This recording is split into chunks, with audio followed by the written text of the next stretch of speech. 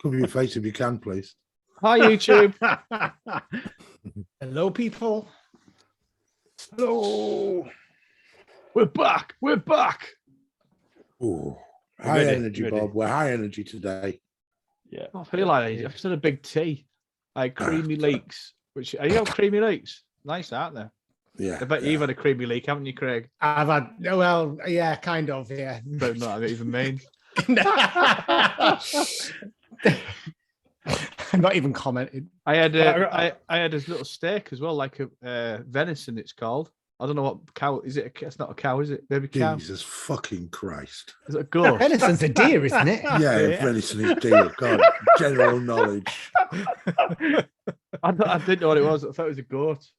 It's nice, Very like gamey. Posh food, that. Posh food. I don't think I could eat venison. I couldn't eat venison. Why?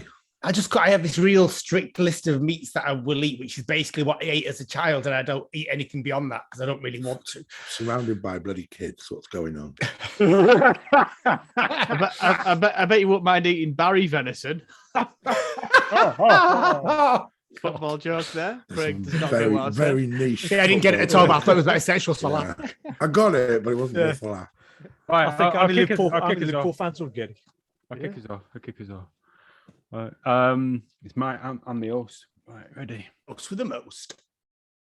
And welcome to Around the Console with my fellow hosts, John, Bob, Craig, and Suki.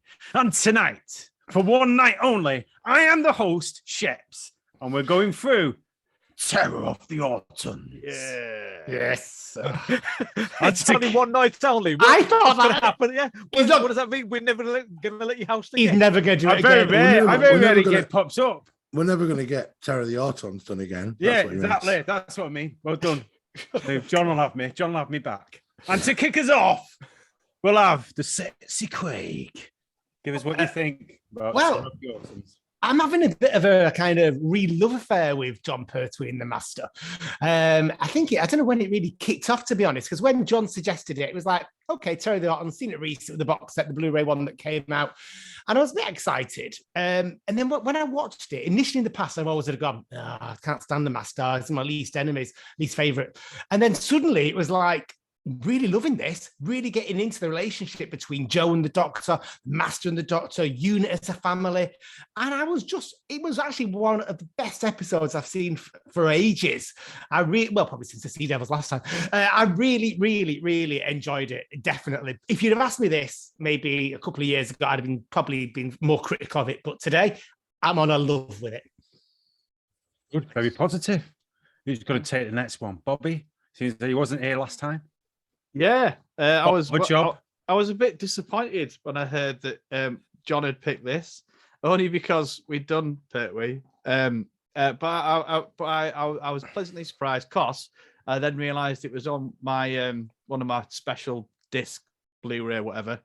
And I've not gone through this one yet, so it was quite nice to be the first one, that Blu-ray box set, and to kick it off. And there's loads of good stuff in it. It's quite a pivotal episode of Doctor Who.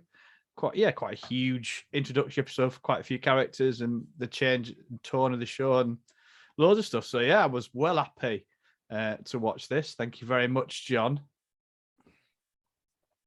With your husky voice for the listeners and viewers. Yeah, I've got a bit of a voice issue at the moment. I watched this during a heavy cold and tonsillitis, so I wasn't in the best frame of mind for watching it. But I fairly enjoyed it, and I think is this my first? Excuse me, is this my first Katie Manning one? No, we had I wouldn't have thought Sea Devils. Sea Devils Devils last month. was You last chose that as well. Oh yeah. No, I really liked her in this. I thought she was proper spunky, and I really liked. I got like Elizabeth Sladen vibes from her because she's like a competent woman, not taking a lot of shit, but using her brain and being independent and all that stuff. I loved it. And the Autons were not as terrifying as I'd hoped. However, they were decent, and it was a proper unit adventure. I loved some of the stuff that Pertwee was doing. I thought I really enjoyed his performance. And the Master, because you guys all big up the Master all the time, and I'm like, yeah. But in this one, he was proper chilling all the time. His demise was a little bit But yeah, I did enjoy it. Yes. The sassy Suki. What do you think? Yes, it's an enjoyable romp. As Bob says, it's the start of a new era, and there was loads of new elements put in. The only downside I've got to it is the fact that it's a busload of Autons, and that's all it was to try and conquer the whole world. And I just thought it was a bit of a damp squib in that sort of part. But everything else was great. Master was great. Roger Delgado was great. The unit family coming together for the first time proper. That was good. And Jon Pertwee and Katie Manning just gelling straight away. And I think they were great together. So it was an enjoyable episode. I just think the plot was a bit meh. Oh, go on, Cliff. My this is the first time I've seen this one actually. Is it? I don't know why it's the first time I've seen it. Wow. Because I was not a massive lover of Joe Grant a lot. You are a massive lover, though. I am a massive lover. Oh yeah, yeah. Been proven to us on a few occasions. Thank you. I did enjoy it, but there's a big but. Number one is I think I like big butts and the cat not loud. You cannot lie. Delgado steals the scene in every bit. It was brilliant. I like moody Pertwee. He was proper moody. Joe, yeah, this was the first into it. I think she does better in this, and then she slowly gets a little bit worse over the time. Agreed. But then the story, it was good. It was a bit of a thriller. But there's a point where the director, who I can't remember who did it, Barry Letts, got a bit over, like, let's use the blue screen. Now, I don't know if John watched the same as I did. I watched the actual, the old one, and you guys watched the Blu-ray one, which I know they've doctored it all and fixed it all. But when you're watching it and you see it, it's like, whoa, come on. It's just overuse of it. And that's what bit let it down for me. I think that was a budget thing with the CSO usage, particularly in Pertwee's time, because you could get a lot more, for a lot less. It was cheaper than building a set. And that was quite common. I don't know if it's because we're seeing it in a modern times, and therefore back then it would have been, oh wow, you know what I mean? I was watching the making of documentary of it this morning, and it was like they were actually, Barry Letts was talking about the special effects and how cutting edge they were at the time, and how proud they were. And he talks about, obviously they had grease screen and this blue screen that it's just changed. They were thrilled with everything. So yeah, it did look a bit naff, but he was really clear that like it's hard making the comparison because that was really, really special right on at the time. Cost them a fortune.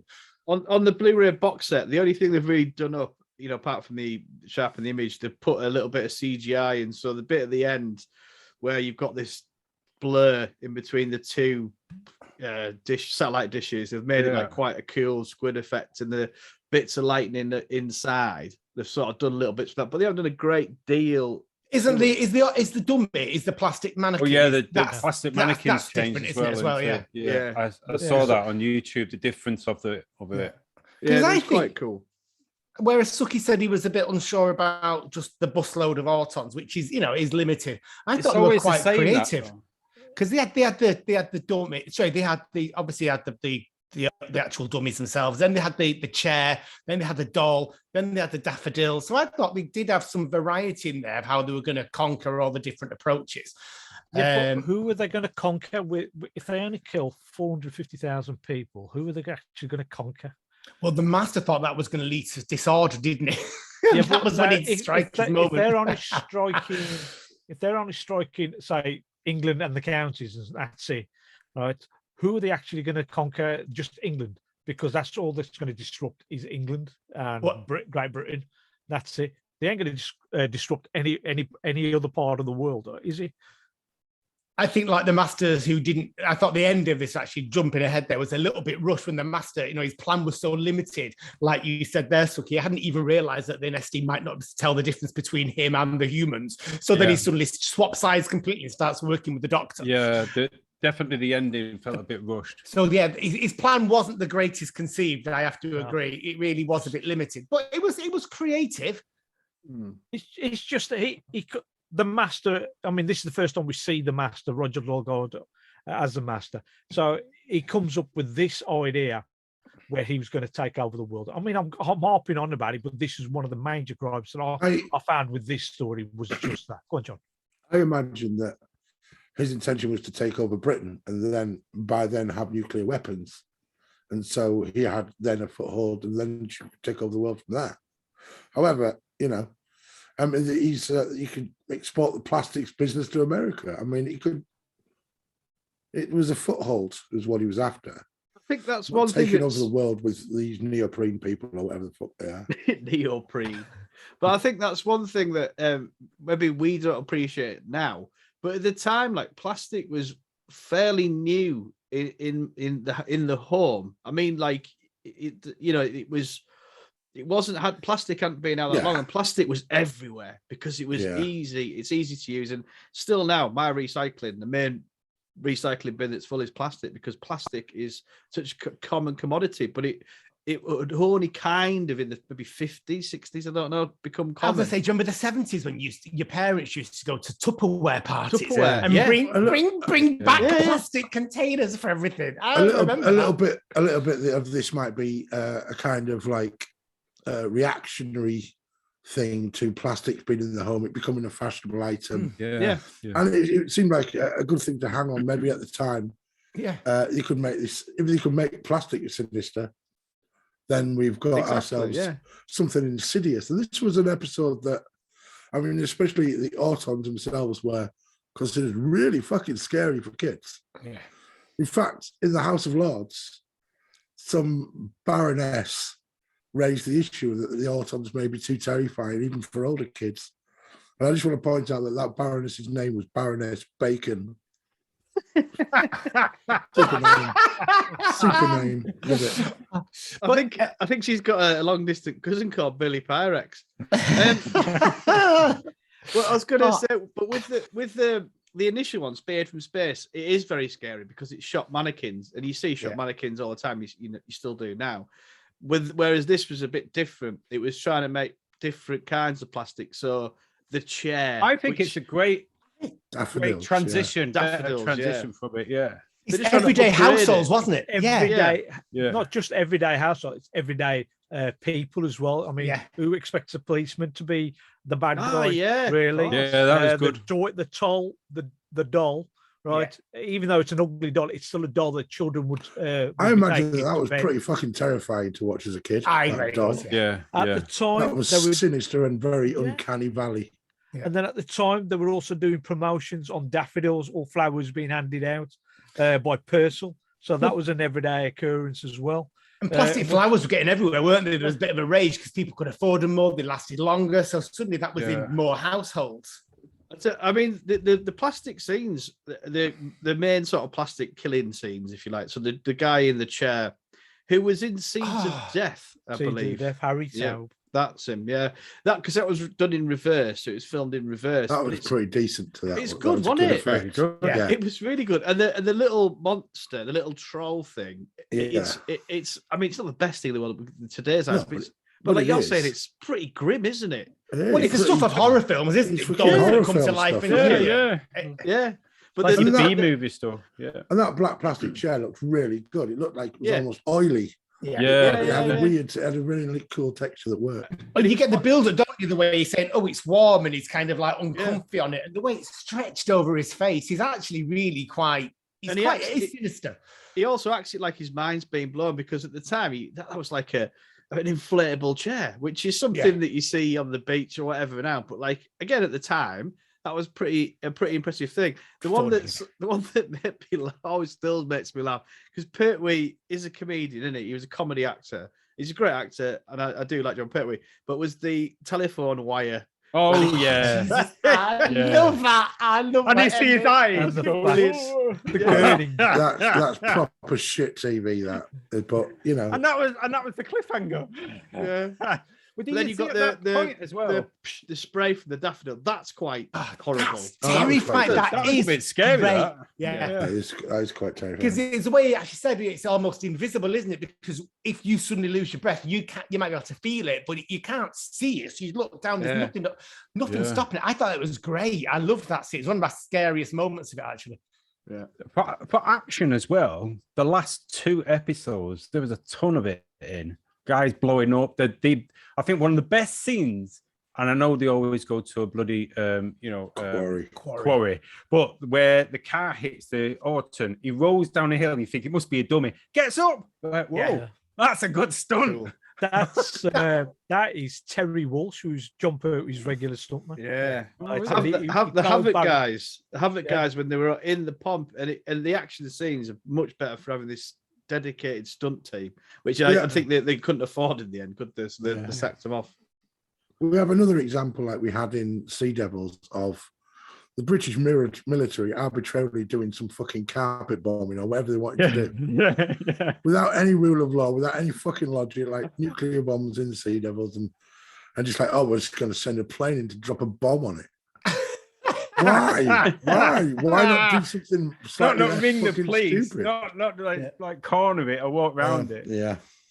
I wanted to talk about, if we can, the introductions of stuff. So with Joe Grant, we touched on it earlier on, but in this, I felt it's really weird because what they wanted to be was the screaming girl who asked the questions, but to sort of make this vain attempt at some sort of feminism, they sort of said, oh, she could pick locks. She's got this like spy thing going on, which only came out like a couple of times. It was quite a weird. Not weird, but quite a clunky put together thing for her. It could have been an amazing characteristic of a companion, actually. That would have been awesome. But If they stuck with it, does it ever come back again? Because I can't ever remember it outside of this story. She comes in as Sea Devils, that bit where she says you can lockpick, and then she takes bloody ages. But other than that,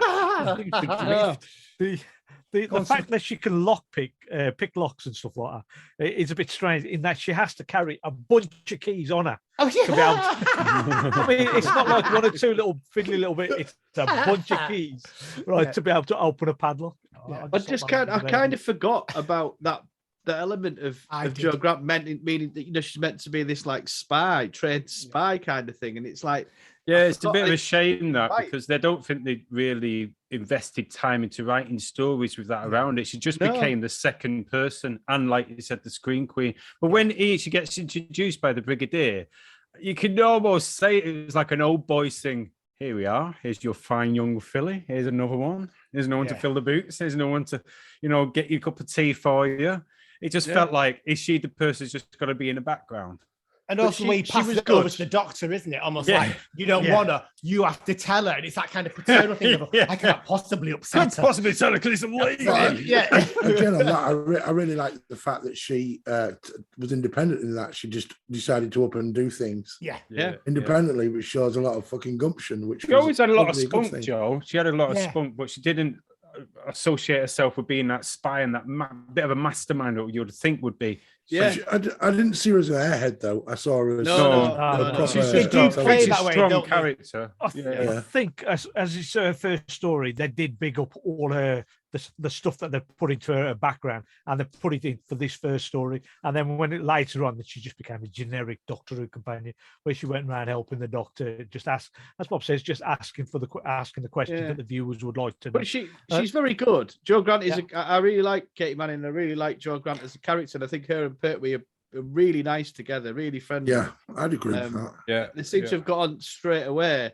But like, because it's quite funny at the beginning where Pertwee's a bit like, I don't want this, and he's very childish in general in this. He has these really childish moments, which I think I love it when Jon Pertwee has them. There was a couple of moments when Jon Pertwee was reacting in a way that I thought was very Matt Smith. I got connection between some of the ways, like when he went into his TARDIS and came out and it was all smoke and he fucked up. Yeah, and then it's just like that. I felt was very mannerisms wise. Yeah. You could see how the future Doctors grab from the past ones. You can see Capaldi as well, the moody side when he's being a bit moody. The childish moody. His obnoxiousness as well. He's like, oh, do I have to listen to this, Brigadier? Fucking hell. I love that scene and the interplay, the eye contact between Yeah. Joe and the Doctor when the Brigadier's going through his 10 rules. Yeah. And there's that, 10 points. And they're just looking. There's some brilliant, beautiful eye contact as their friendship is developing between those two. My favorite part in all this, though, is literally the bit where Joe's just come into it and she gets the fire extinguisher to put out the smoke. Yeah. So he calls her a ham-fisted bun vendor. I think that's great. What the hell is a bun vendor? Oh, He literally sells buns. I couldn't quite hear it at first. I thought you said ham-fisted bum vendor. Which I was like, what does... Is that like a really clumsy... I don't know. Yeah. But it was just a brilliant line. And I'm gonna get it on a t-shirt. I think the person that steals the show from me was Roger Delgado. I think his opening part, he just fell straight into it. It was just felt chilling. really good. Yeah. He felt like he knew what he was doing as an And the actor. mind control stuff was really effectively done as well. Yeah, he saw that cup of tea in this one. He's a different master to what we actually see in later incarnations, in that the later incarnations bring out the madness and the crazy and all this. This master is reserved. He knows what he's doing. He's thinking, but he doesn't show it as much. And he's sort of manipulating things, and his hypnotism comes into play a lot more than later on in years. And the way that Roger Delgado plays it, he did say to him, I think to the production crew, it says, I don't want to make him mad crazy and bring out the rolling eyes so people think I am a crazy. I just want to stay still, calm, and then people know what I am, that sort of chilling a person, calculated and villain like. He never raised his voice through it, really, did he? It's always like quite calm as he did everything. But it shows how chillingly like a killer he is when he's running up the stairs near the end and he just chucks that guy over. Like, you got him away. Fuck off. I think the difference is, so the Doctor is good and kind, and he's on the side of the side of right, so he can get away with stroppy, grumpy moments. Whereas Delgado, they touched on this in some of the documentary stuff on the Blu-ray. He's so charming, and if you think about it, the best baddies or best villains in anything really, normally are quite charming. You buy into them. Do you know what I mean? It's more chilling, isn't it? And then when they are evil, like they push someone off a thing or whatever, it's like, whatever. Because even when the Doctor's being a dick, you know he's good, he's right at heart. Whereas the Master, it's like, it just makes you feel uneasy, and that's what Delgado did perfectly.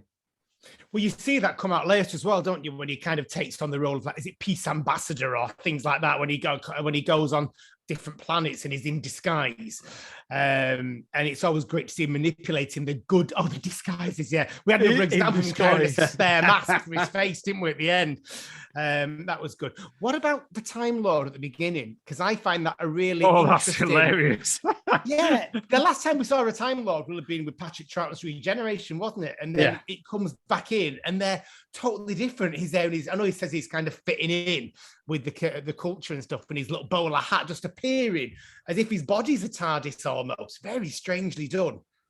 It was, but it was odd. It was odd, but I also like the fact that they're keeping that bureaucratic knobbiness of the Time Lords, of which you more or less see more in Baker stuff. You know what I mean? That just doing this. It's a game of chess to them. They don't really care what's going on. And it was good to see that. And I liked where he has the bowler hat and taking the piss at the same time. Does it come to warn the Doctor not save the planet? Yeah. I thought it was quite effective how he just appeared. Yeah. Floating there, and then he was suddenly there. I don't think that's ever been done before. That was really cool, though. So. But this is the first time that the Time Lords are appearing to the Doctor to be able to manipulate it into taking on events that they know that they can't get involved with. And they must have seen something here that if the Master takes control of this planet, it might get worse. Well, it might be the Autons that we were worried about more than. Well, yeah, if the Master helped the Autons to take Master. over, the Nestine to take over, and then this will be the first. Oh, right, hold on. Explain to me, Autons. What are they? Autons are just the plastic bodies. Nestine is a consciousness inhabits the bodies. Right. Okay. Yeah. So it's like when the Doctor when the doctor slices open the dummy, there's nothing in it, is it? It's just plastic. solid plastic because it's almost like just being transferred. And that's a great scene as well because obviously it's all done by acting. You don't see him slice into it. I like that. I Yeah. felt it was quite an interesting way of doing an autopsy, just focus on his face. The thing was that he was doing stuff, but you saw his face and he was just pausing as he like. That was a little bit of a weird choice editorially. It's like he was doing an actual autopsy, wasn't it? He didn't want to see it. It's good. Yeah, and there's also the taking the time, like, to do stuff in between that we don't see. Means we just get him staring and not saying anything, which was a little bit weird. What did you think of? You see, because like I said, it's the first time I saw this before this story, and at the beginning you got the moody doctor, yeah, and then when he meets the master.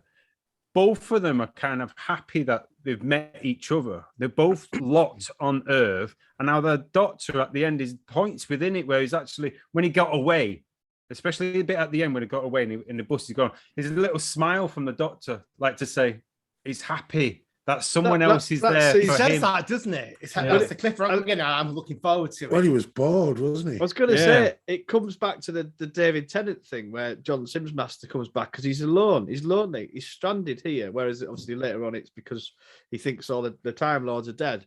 Whereas this one, he's just lonely. And to have someone of his own intelligent species, all that kind of thing, even if it's an enemy. It's just, he appreciates the intellectual challenge being out there for a change, like rather Holmes than and being Moriarty. being surrounded by dull fucking idiot humans. And I think I think that Holmes and Moriarty was a brilliant comparison because even when the master had easy enough time to kill the doctor while he walked down them stairs into his back, he wouldn't do it because he just appreciates both of them that much that let me tell you my plan. Like a Doctor Who episode, let me do this. Let me tell you this. He'd do it to humans, but he wouldn't do it to the doctor for that very reason, So it's good to see those little elements and you see how they're bonding together. And that's why this is an opening episode for the new season. I can imagine if you first watched it with the Master, with Joe, it's quite exciting to think what's the turn of events that are going to come. I understand this was the first one that got the new music, incidental music treatment. Yes, of really random fucking noises created by some synth somewhere. Yes. And I wasn't appreciative of it, but it was a lot less intrusive than it was on the Sea Devils. Yeah. And do you know why? A lot more acceptable. Oh, Sea Devils, that was a different comparison. I'm not sure. Yeah. No, but it's the same fucking beat bop bullshit. So, yeah, well, I think this is also the first time that they had these recordings with time-coded copies sent to Dudley Simpson so he could time it exactly to wherever he wanted the music to finish on. So that helped. To make sure the music. Somebody's reading the DVD insert. Doing it at the same time. So I love the fact you had that the master, this is the time you get the master's theme, isn't it? I love Doctor Who for the fact that everybody has their own theme and each doctor has their own theme, and you get that really great kind of keyboardy special sound when the master does his hypnotism and when he does his unveiling, he's in disguise. I love that. It really is. Obviously, it doesn't follow through once it's no longer Roger Delgado, but it's brilliant. I like. Sorry, John. Go for it. I was going to say, I like, as John picked up before, Pertwee, his vocabulary, the use of his words, which to me is impressive anyway to anyone. But I've written this down. When he turns around and goes, that person was suffering from schizoid disassociation. Oh, yeah. What the fuck is that? It's not disassociation, it's dissociation. Oh, fucking hell. Nearly spoke good England. Oh, shit, hell. Even written it down and everything. I do like the fact though it's a 4-parter. I love a 4-part, particularly this time in Doctor Who. It was a lot of 6-7 parters or whatever.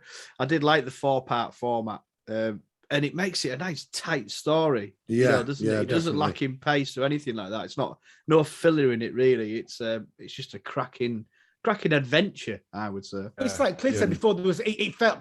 Episode 3 sometimes to me can feel like it's empty. There's not much happens. It's almost like the fill-in episode, whereas episode 3 in this has loads going on. It really is punchy all the way through. There's no padding in this story at all. No, good, solid story. Yeah.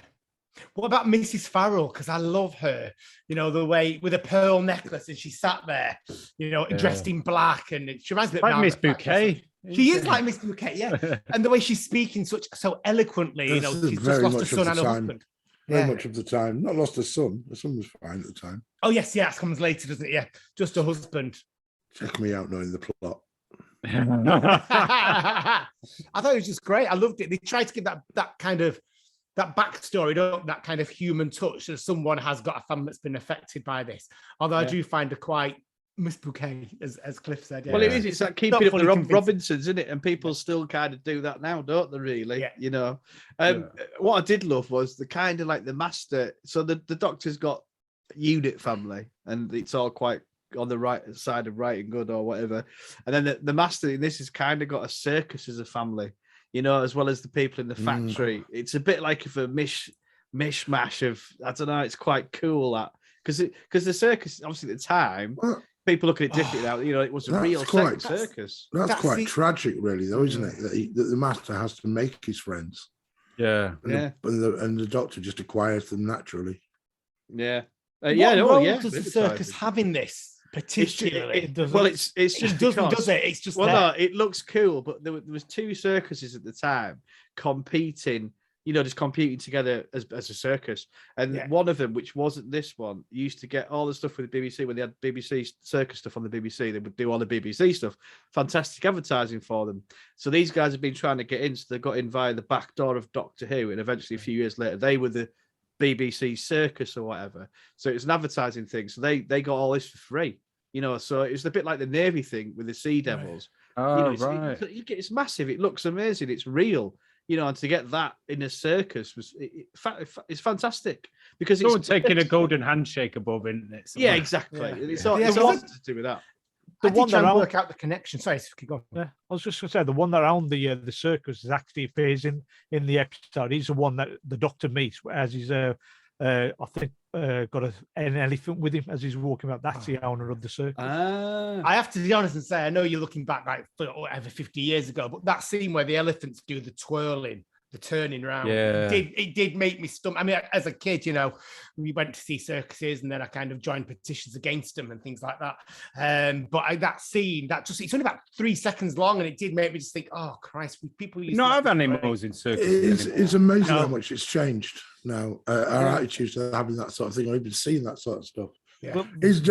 I felt the same. I was watching it and I was distinctly thinking, yeah, well, they're making these elephants do all these things, which looks impressive, but how the fuck have they made them do it? Exactly. Like, what are the conditions is what I'm thinking and stuff. And it's good that we don't really do that anymore. Yeah, don't they walk past a couple of lions? There's really tight cages. Yeah, it's not nice that. The other thing that really bugged me about the circus was, I know this is the 70s, is Tony the Strongman. In a leopard skin. You're right. That was Roy Stewart or whatever. I was just thinking that's, you know, it is the 70s. I understand that they didn't have their attitudes were a lot different, but looking at it from today's eyes, I think there's just. What do you mean? Order. you mean race-wise? Yes. Yeah. No, I don't think that was anything like that. I think they all wore that. White people that would play the strongman, and throughout TV history, white people would not wear a leopard skin. No, they would wear a spangly costume. No, they did. John's right. You know the twirly mustache. I promise you. Yeah, all that shit. It's a traditional strongman outfit, and the fact that they put on the black man was even worse, to be honest. But I agree with you. But they didn't do it specifically because he was Batman. I don't know, actually. I'm kind of with Suki on this. I think there's an element of the freak show, the kind of the outsider, the ones that talk. I mean, but I'm saying that historically, when I've seen old stuff about, stuff like the Elephant Man and stuff, the strong man was always the one in a fucking caveman outfit. That was basically caveman outfit, basically. Because he was a strong man. That was the dress. That was what they wear. Yeah, That's it. Yeah.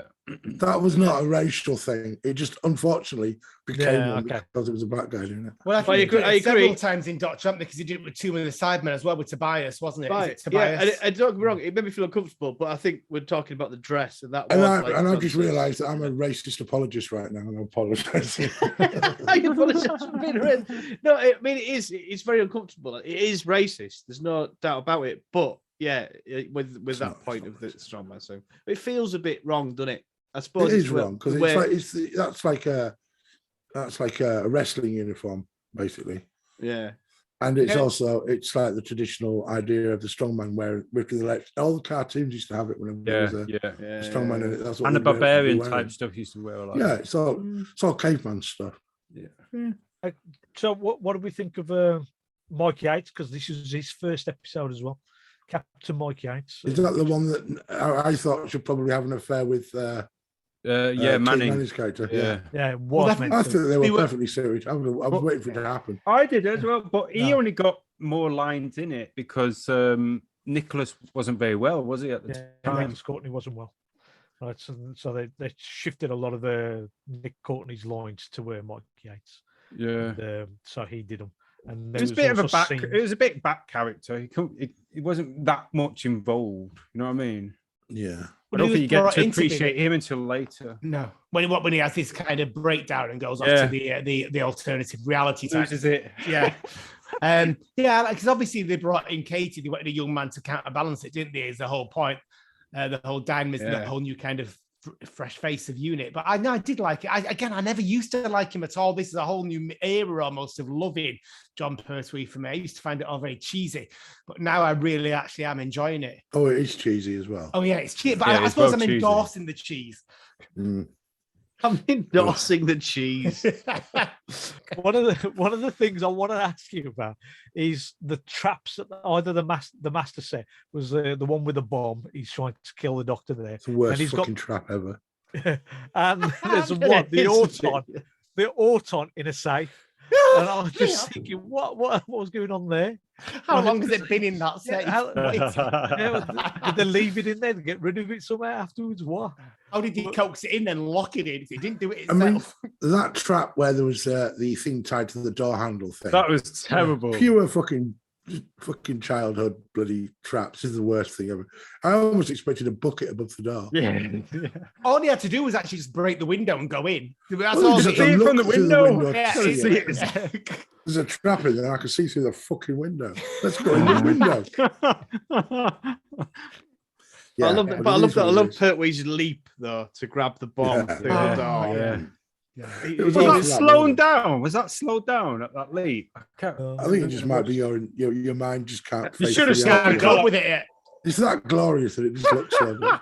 We're going to risk the entire plant and the whole part of this country, but I could just broke the window. But no, it doesn't matter. All those And we- lives, that's important. And we got a lot of Jodrell Bank again, Yeah. which I like is that obviously place. because Jodrell Bank was made in the 50s, presumably. It's still one of the top, biggest ones that they've made that moved, one that moves around. Have you ever been and visited it? Yeah, No. I've been. I've been here. Yes. We used to go to school. You would have as well, being Manchester. No, we Yeah, never went to school. It's one of my mum's always wanted to You go never to. went to Took her one school. day. Never went to Well, school. explain an awful lot. I just hung around the street corners. Yes. Doing favours for passers-by. They all make sense now, Craig. Yeah, but no, I did go. It was shit, though, to be honest. But yeah, There's another thing. I forgot. Closed down. Oh no, you did that. It's I like- forgot completely about It's that. just like you can almost see it. 404. And it's not found. The bit where Joe has been hypnotized to destroy the doctor. Yeah. Now, how does the doctor know Joe is hypnotized? He doesn't hardly knows the girl. He walks in and tries to stop her before she actually opens the lockbox and sees the smoke coming out. He tries to stop her beforehand. It's just one of these things. Well, he's got experience of the master, and he knows what the master's mind control techniques and what happens. John to doing people all and the that. explaining here. For Well, me. it's so obvious I in know. her acting Yeah, as well. obvious. She just You're becomes totally wrong with the other way robotic, around. doesn't she? I There's think no that's- footnotes with this one, Suki. You chose Well, what that's world. right. It's usually Suki doing the justifying. of Yeah, stuff. I'm not John's justifying. doing It's just logical. And it's like the whole when she's getting over the trauma of it, and she's still really, really plastic. It's really pretty as Katie Manning. Yeah, really She was pretty. really pretty. Still now. How old was she at the time? 19. I don't know. She was 20? very Yeah, she was a young. teenager. I don't know how old Yeah. she was, but I heard on the one of the special features, she called her a teenager. Oh, okay. While we're at it, so why did they get rid of? I can't remember the other lady. Liz Shaw. Really? Because there was rumours that she didn't get on with Pertwee or something like No, that. Pertwee did like the fact that he had kind of an equal. He wanted, he literally did want someone who would So ask he wanted him like a questions. dolly bird or something. He wanted the questioning. Not companion, not necessarily a dolly bird, but someone he could look after, and he was like the sort of uncle or father figure, and they'd ask him the questions to make sure he was the main man. It just didn't sit right with him because it had not really been done before. I know you had like Zoe with Patrick Troughton's doctor, who was meant to be a computer scientist. It was more, but she was a screamer and asking the questions and all that. Whereas Liz Shaw wasn't that. She was rational, wasn't she? She was very calculated. Did it affect clever. Pertwee's fragile male ego? Is that what? Yes, pretty much. Yeah, that's I what think that's what it was. Yeah. Which is a shame because that would have been far more groundbreaking. Because a lot of like Sarah Jane and Liz, Sarah Jane's my favourite. Yeah, but they all do the feminist talk, but they really aren't feminists in a lot of what they do. They're Only in their token first story. representation. Yeah. Once they get into it, they just become generic. They've got great characters. I'm not knocking because I adore Sarah Jane, but she ain't much. She's not an ace. So do you think that the writers were lazy in not building her character? She was just tagged on, and they were more worried about the doctor. They always say it's a time constraint thing, you know, with character plot development and that kind of bullshit, thing. Yeah. Which I think when they say that, it's bullshit. Yeah, you don't have to do a lot to develop the character. You don't have to spend a lot of screen time to do that. I agree, but at the time it's to do with the way it's filmed and time, whatever. But I agree with you. I thought it was. But I just thought it was really quite dismissive that there wasn't more about it. I know it's the opening season of a new season, so it's probably the year after when this came out. But you think they would have said more than just, "Oh, yeah, she's gone." You know what I mean? Yeah. Yeah, well, Liz Shaw, I think it's just a rush thing. They just didn't ask her to come back. Especially, I think she was also pregnant at the time. Yeah. So she did leave under those circumstances. Pertwees, you've heard it here. Yeah. That was one of the things that went through my mind. I thought, no, that's not funny. Yeah. Joe Grant's character, as Robert Holmes wrote it for the initial storyline, he didn't actually go around putting too much in about her. It's only Terrence Sticks that came back and says, "Look, we've got to beef her character."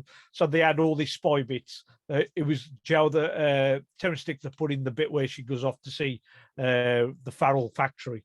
Get into trouble there. I think there's loads of other stuff they had to put in just to beef her character. Otherwise, it would just been the Doctor show with the Master against each other. And how, if you think about it, if you take Joe out of this, how remarkably male dominated is it? Yeah. You've got the male family of Unit.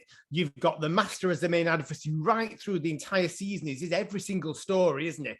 Yeah. And then you've got little Joe who's there bumbling around, and she gets weaker and weaker. Still great, but she does get weaker. So it really they clearly didn't give her any time at the beginning. As Suki says, if they're writing these scenes in for her, they've not thought through. We've got a new companion. How can we make a difference? Which they did with Liz, by the sounds of it. I think K9 got more character progression than I think so. Yeah. He even got a voice change midway through. Yeah, he got a voice change. Yeah. Yes, think about it. What Craig just said. Then it is hugely male dominated. Yeah, very no 70s. Women. Yeah, no women in the army. That wasn't there. The managers for the business were both male. They always are all the bureaucrats. And then you had the typical like 50s lady running around. It reflected how the 70s considered themselves, how Britain considered itself. Yeah. And things were about to change. Yeah. But it doesn't necessarily reflect in the TV shows. Yeah. Do we have a last round, last thoughts? Yeah, let's do that, Cliff. Go on for it, Bob. Bob a job. I've said everything I've got to say about this wonderful adventure. We're doing 2 words. Oh yeah, 2 words. Sorry, Craig. Yeah. So mine would be, because I'm going to make these 2 words: ham-fisted bum-bender. You can hyphenate if you want. Yeah, I'm hyphenating. Thanks very much, John.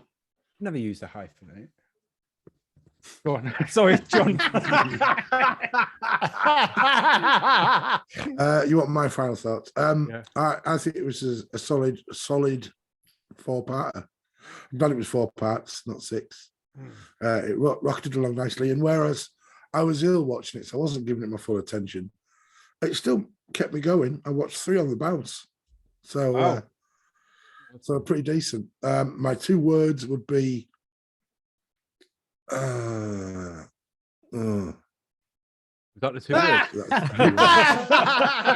I can't think of anything, to be honest. It's like a cum sound. All right, my 2 words are kiwi and strawberry. All right, okay. Craig? Rupert. Well, a bit like I loved this when I watched it again. I watched episode 3 twice in the same day. I've been watching this with Matt, and he'd gone off shopping somewhere, and I watched episode 3 on my own and took my notes. And he came back and was actually most disappointed that I'd watched it. And I kind of tried to make grace up by saying, "Oh, watch it again." Loved it more so. So it was like, yeah, I was a bit like John on watching this in certain goes, but. For me, my 2 words, I don't know if I've nicked this from the 9th Doctor or from Aqua and Barbie Girl, but I'm saying plastic fantastic. I was going to use that. Ah, sorry. TNL. Where's it come from? Is it the Doctor or is it Aqua? A lack of education. It's all that. It's Aqua. Salford.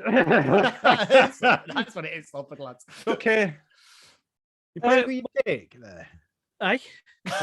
Sorry. Don't play with his What? dick. It is the YouTube, so maybe it is. Yeah, you know, I'll give the fans what they want. Oh my God. That's what they want. It's not your dick. Is it? Yeah, Might be. my 2 words is it's enjoyable. How come? I mean, I enjoyed Enjoyable it. what? How come? Oh. Yeah, good Yeah, word. That's because he went to school, Craig.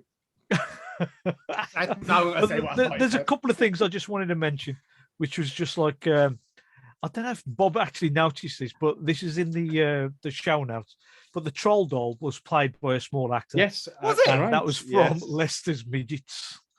Right. I did. Right, so I've been good and not mentioned this. I I thought I'll about mention it this for you. But And Suki, however, has mentioned it. Yes. and So I the can other thing, say that. the other thing that I saw in the show notes was that if you all, as kids, we all used to watch Play School, and we'd go around going, "That's a round window, that's a square window," Oh, yeah. right? Well, Oh, actually, that is- yes. the round window appears in this episode because they use sets from other program, and they actually use the round window from Play School in the Farrell's house.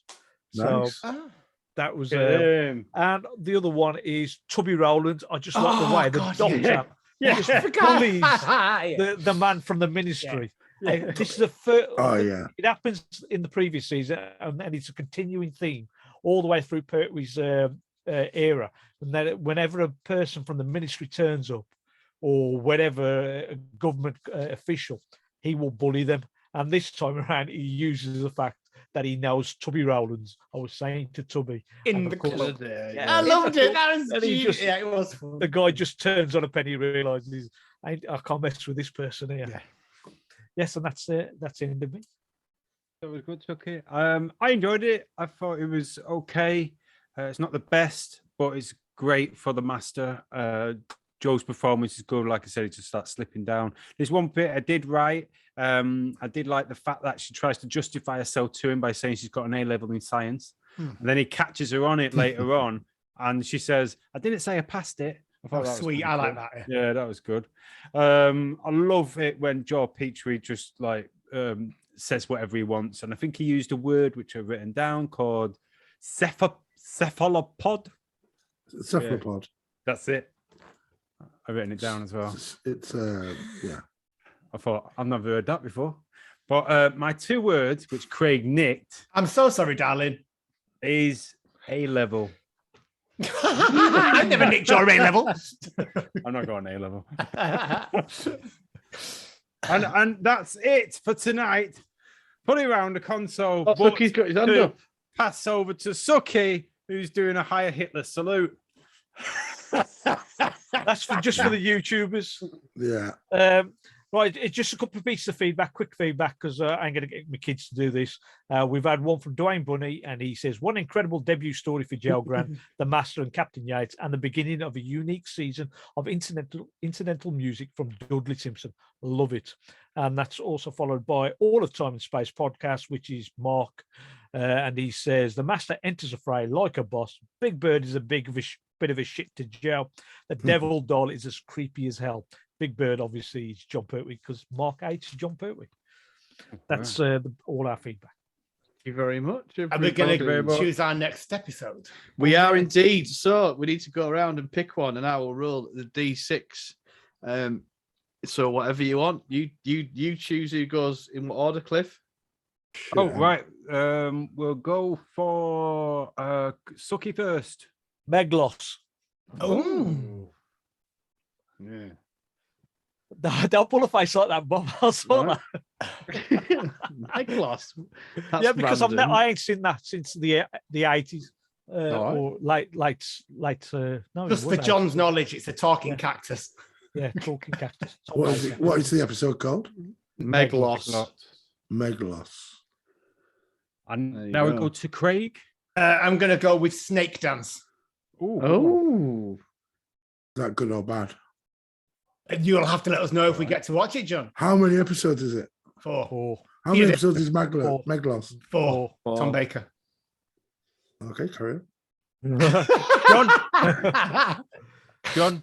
what Go would you Bob like? first. Oh, Bob. That's because John doesn't know. Well, I'm gonna because currently my Doctor Who DVD collection is in boxes. I'm gonna stick with season 8 because that's the only one I have to hand, and I'm gonna pick the Demons. Another Jon Pertwee classic. That's a 5 episode. It's a 5-parter, yeah. Yeah, I'm not picking that one. We're gonna go for Maglos. No, you're not picking. You're just not do... No, that's my. Oh, you're- selection. yeah, can I- Oh, you you're have to choosing say it as one. well? I'm choosing that as well. Doubling the chances that it'll happen. I'm going for the Happiness Patrol. Oh, I thought that at one point. 3 Right, episodes. let's The roll 3 this. episodes. Let's roll this dice. It's a 2, which is Suki. What's it is? Oh. Brilliant. Get your butts Meglos. out. Get your butts out for the lads. Isn't it on one of the Blu-ray box sets, Meglos? I seem to have watched it Yeah, recently. it is. It's It on is, the yeah. season Jeez. 17, 18. 18. You see, if you've been a good, loyal fan and watched some stuff, you would not now be inflicting this on the other He 4. doesn't Right. watch him in that. Look, he's got them all in cases. No, I mean, still. this is still sealed. Still sealed. That's why Everything's sealed. Have you not got the Blu-ray box set? Yeah, they're there on the top. You can see them just along Yeah, there. top. Oh, they're still sealed. That ain't Oh. sealed. I've got That's one of mine that's sealed. I've got 2 box sets. I think one is Series 8. Actually, I've still not opened it. I do love the DVD chats at the end. Yeah, I don't know what's going on. Yeah.